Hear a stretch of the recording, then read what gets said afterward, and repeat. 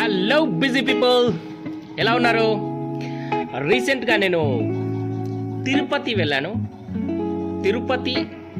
తిరుమల అనేది చాలామంది వెళ్తారు.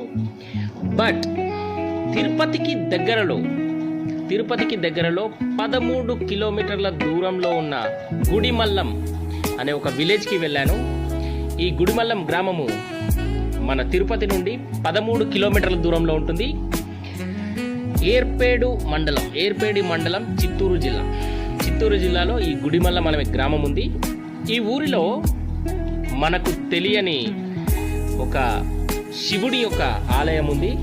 ఇదే పరశురామేశ్వర ఆలయం అని ఒక పురాతనమైన శివలింగం ఉంది ఇక్కడ. గుడిమల్లం అనే చిన్న గ్రామం అయినప్పటికీ భారతదేశంలోనే ఈ గుడిమల్లం అనే గ్రామం అతి చిన్నది, మారుమూల ప్రాంతంలో ఉంటుంది. కానీ ఇక్కడ భారతదేశంలోనే మొదటి శివాలయంగా ప్రసిద్ధి చెందిన పరశురామ అని యొక్క ఆలయం ఉంది. మేము ఇక్కడికి వెళ్ళాక ఎండలో వెళ్ళామండి, చాలా దాహం వేసింది. మావాడు అందుకే ఒక్క సోడా లాగించేశాడు. తర్వాత కాస్త ఫ్రీ అయ్యాక ఇంకా గుడి లోపలికి వెళ్ళామండి. ఈ గుడి లోపల ఇది మనకి భారతదేశంలో మొదటి శివాలయంగా బాగా ప్రసిద్ధి చెందింది.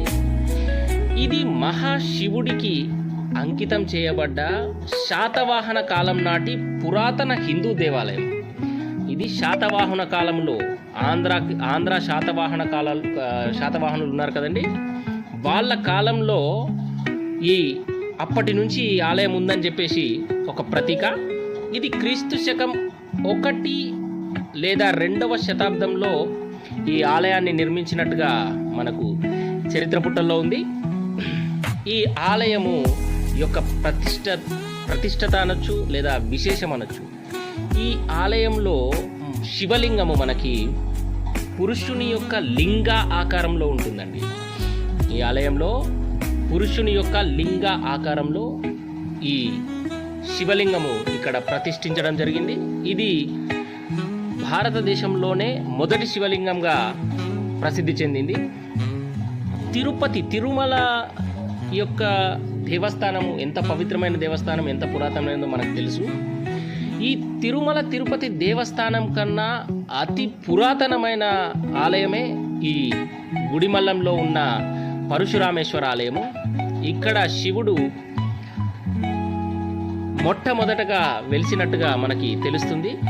ఈ గర్భగుడి యొక్క లోపల భాగం కానీ లేదా